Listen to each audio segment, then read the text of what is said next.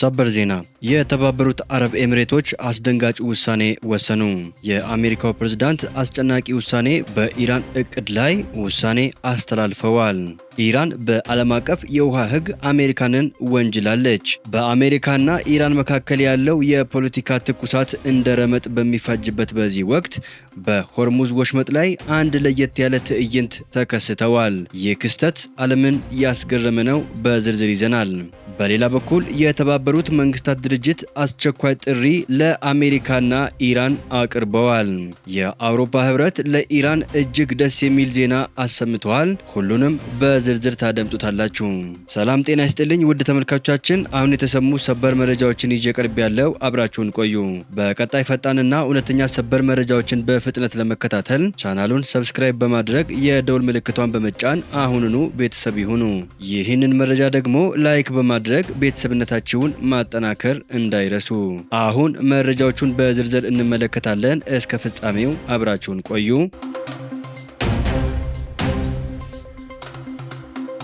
በቅድሚያ የሆርሙዝ ሰርጥ በአስቸኳይ እንዲከፈት የተባበሩት መንግስታት ድርጅት ጥሪ ያቀረበ።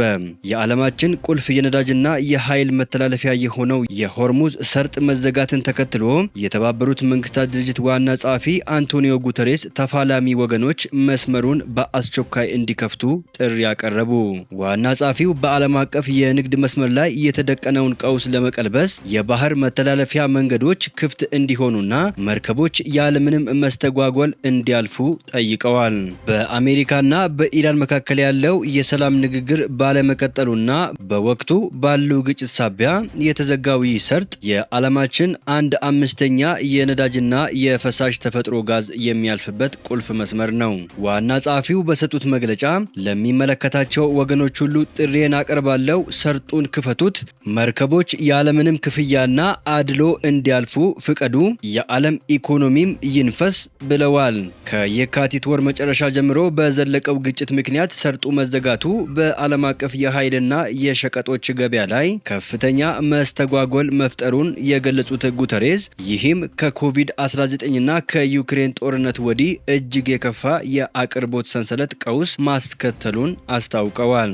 በአሁኑ ወቅት ከ20 ሺህ በላይ ባህረኞች በባህር ላይ ተዘግተው እንደሚገኙና ከ2,000 በላይ የንግድ መርከቦች በአደገኛ ሁኔታ ላይ መሆናቸውንም ጠቁመዋል። ይህ የኢኮኖሚ ድንጋጤ ዓለምን ወደ ባዶ መደራደሪያዎችና የምግብ እጥረት እያመራት መሆኑን የገለጹት ዋና ጸሐፊው የትራንስፖርት ወጪ መናር የሰብአዊ እርዳታ አቅርቦቶችን እያስተጓጎለ መሆኑን አስጠንቅቀዋል። በመጨረሻም ዓለም አቀፍ የባህር ላይ ሕጎች እንዲከበሩና ውጥረት በንግግር እንዲፈታ የጠየቁት አንቶኒዮ ጉተሬዝ ውቅያኖሶች የትብብር እንጂ የግጭት ቀጠና መሆን የለባቸውም ሲሉ አሳስበዋል።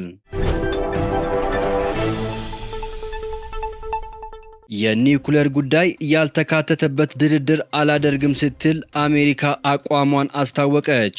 የፕሬዝዳንት ዶናልድ ጄ ትራምፕ አስተዳደር ኢራን የኒውክሌር መርሃ ግብሯ ድርድር ወደ ጎን በመተው ጦርነቱን ለማቆምና የሆርሙዝ ወሽመጥን ለመክፈት ያቀረበችውን ጥያቄ ውድቅ አደረገ። የኢራን የሰላም ጥያቄ አሜሪካ ማዕቀቧን ካነሳች ጦርነቱን ለማቆም ፍላጎት እንዳላት ቢገልጽም የኒውክሌር ድርድር እንዲራዘም መጠየቁ በአሜሪካ በኩል ተቀባይነት እንዳይኖረው አድርጓል። የአሜሪካ የውጭ ጉዳይ ሚኒስቴር ማርኮ ሩቢዮ ከፎክስ ኒውስ ጋር በነበራቸው ቆይታ የቴህራንን ጥያቄ ጊዜ መግዣ ዘዴ ሲሉ አጣጥለውታል። ሚኒስትሩ የኒውክሌር ጥያቄ በድርድር ወቅት ወደ ጎን ሊገፋ የማይችል ዋነኛው ጉዳይ መሆኑን ገልጸው ማንኛውም ስምምነት ኢራን ወደ ኒውክሌር መሳሪያ እንዳትሸጋገር በእርግጠኝነት የሚከላከል መሆን እንዳለበት አጽንኦት ሰጥተዋል። ኢራን ይህንን ጥያቄ ያቀረበችው የውጭ ጉዳይ ሚኒስቴሯ አባስ አራግቺ በሩሲያ ጉብኝት እያደረጉ ባለበት ወቅት ቢሆንም ሞስኮ ለቴሄራን የምታደርገው ድጋፍ እስካሁን ግልጽ አልሆነም። ማርኮ ሩቢዮ ኢራናውያን ጊዜ ለመግዛት የሚጥሩ የተካኑ ተደራዳሪዎች ናቸው በማለት ለዚህ እድል ሊሰጣቸው እንደማይገባ ገልጸዋል። ኢራን አሜሪካንን በዓለም አቀፍ ውሃ ላይ የባህር ላይ ውንብድና በመፈጸም ወነጀለች። ኢራን በህንድ ውቅያኖስ ስለተያዘባት ድፍድፍ ነዳጅ ጫኝ መርከብ በሰጠችው ምላሽ ይህ የባህር ላይ ውንብድና ነው አለች። አሜሪካ የኢራንን ነዳጅ የጫነች መርከብ በህንድ ውቅያኖስ ላይ በቁጥጥር ስር ያዋለችው ባለፈው ሳምንት ነበር።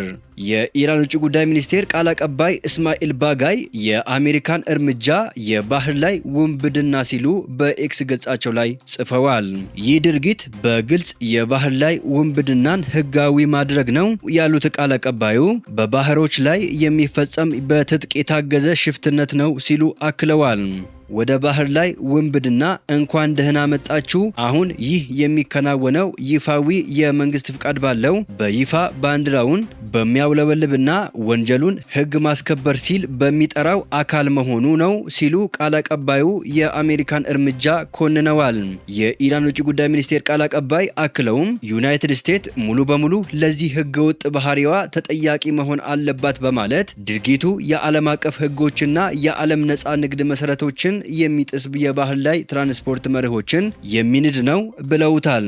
ቃል አቀባዩ ምላሽ የሰጡት የአሜሪካ ጠቅላይ አቃቢ ህግ ጄኒን ፍሪስ ፒሮ የነዳጅ ጫኝ መርከቧን በቁጥጥር ስር ለማዋል የሚያስችል መያዣ ማውጣታቸውን መግለጻቸውን ተከትለው ነው።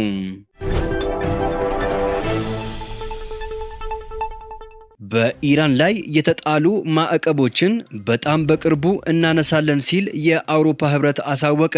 የአውሮፓ ህብረት በኢራን ላይ የጣለውን ማዕቀብ ለማንሳት ማሰቡን ገልጸዋል። የአውሮፓ ህብረት ኮሚሽን ፕሬዝዳንት ኡርሱላ ቮንደር ሊን እስላማዊ ዘብ ሆርሙዝን ለመክፈት ቢስማማም ባይስማማም ማዕቀቦችን በፍጥነት ለማንሳት እያሰብን ነው ብለዋል። ቮንደር ሊን በኢራን ላይ የተጣሉ ማዕቀቦችን በጣም በቅርቡ እናነሳለን ሲሉ ተናግረዋል። ፕሬዝዳንቷ የኢራን መንግስት የእኛን ቁርጠኝነት አይቶ በዜጎች ላይ የሚፈጸሙ ጥቃቶችን ማስቆም ይኖርበታል በማለት ቅድመ ሁኔታ አስቀምጠዋል። ማዕቀቡን ከማንሳታችን በፊት ለውጥ ማየት አለብን፣ በህዝባቸው ላይ የሚፈጸሙትን በደል እንጂ ማንም በኢራን ላይ ማዕቀብ የመጣል ፍላጎት የለውም ብለዋል። የኢራን ውጭ ጉዳይ ሚኒስቴር አባስ አራግቺ በቅርቡ ከፈረንሳይ፣ ጀርመን እና ብሪታንያ የውጭ ጉዳይ ሚኒስቴሮች ጋር ባደረጉት ውይይት የአውሮፓ ህብረት የጣለውን ማዕቀብ እንዲያነሳ መጠየቃቸው ይታወሳል።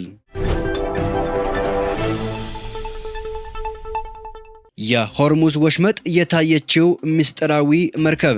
በአሜሪካና በኢራን መካከል ያለው የፖለቲካ ትኩሳት እንደ ረመጥ በሚፋጅበት በዚህ ወቅት በሆርሙዝ ወሽመጥ ላይ አንድ ለየት ያለ ትዕይንት ተከስተዋል።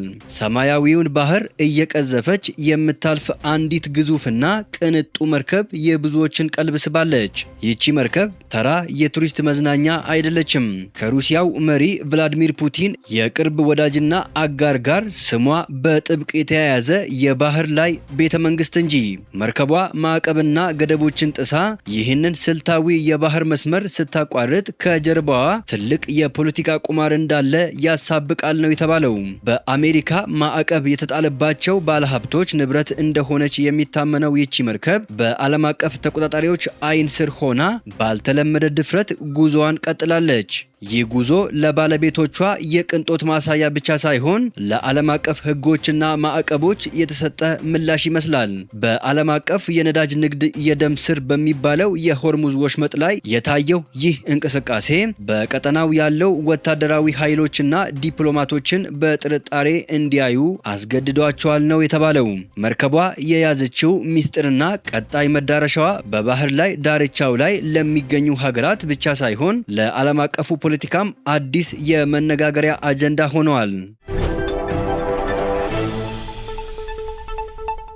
የተባበሩት አረብ ኤሚሬቶች አስደንጋጭ ውሳኔ። የተባበሩት አረብ ኤሚሬቶች የነዳጅ ላኪ ሀገራት ጥምረት ኦፒክ እና ኦፒክ ፕላስ መልቀቋን ገለጸች። በዓለም አቀፍ ደረጃ የነዳጅ አቅርቦት ቀውስ ውስጥ በገባበት በዚህ ወቅት የተባበሩት አረብ ኤሚሬቶች ከህብረቱ ለመልቀቅ መወሰኗን አስታውቃለች። የነዳጅ ላኪ ሀገራት ጥምረት ኦፔክ ከአውሮፓውያኑ 1960 አንስቶ የዓለማችንን 3 እጅ የሚሆነውን ነዳጅ የሚያቀርብ ጥምረት ነው። 13 አባላት ሀገራት ያሉት ኦፔክ ሩሲያና ሌሎች 10 ሀገራትን አካቶ ኦፔክ ፕላስ በሚል ዓለም አቀፍ የነዳጅ አቅርቦት ላይ የሚሰራ የትብብር ጥምረት ሆኖ ቆይተዋል። ይህ ታላቅ ጥምረት በሆርሙዝ አካባቢ የተፈጠረውን ውጥረት ተከትሎ ነዳጅ ማመላለስ ፈታኝ እንደሆነበት ተገልጸዋል። የተባበሩት አረብ ኤሚሬቶች መሰል እርምጃን የወሰደችው የአረብ ሀገራት በጦርነቱ ወቅት ኢራን የምታደርስብንን ጥቃት ለመከላከል ያደረጉት ጥረት የለም በሚል ነው። በሌላ በኩል የሀገሪቱን የረጅም ጊዜ ስልታዊና ኢኮኖሚያዊ ጥቅሞች ለማስከበር እንዲሁም የነዳጅ ምርቷን በራሷ ፍላጎትና አቅም ለመወሰን በማለም እንደሆነ ገልጻለች። ሀገሪቱ ከአባልነቷ ስትወጣ ከኳታርና አንጎላ በመቀጠል በቅርብ ዓመታት ድርጅቱን የምትሰናበት ሌላኛዋ ትልቅ የነዳጅ አምራች ሀገር ትሆናለች። ውድ ተመልካቾቻችን ለሰዓቱ የተሰሙ ሰበር መረጃዎች ወደ እናንተ ያደረስናቸው ናቸው። ከሰዓታት በኋላ በሌላ ሰበር መረጃዎች እስከምንገናኝ በያላችሁበት የዓለም ዳርቻ ቸር ቆዩልን። ሰላም ለዓለማችን ይሁን።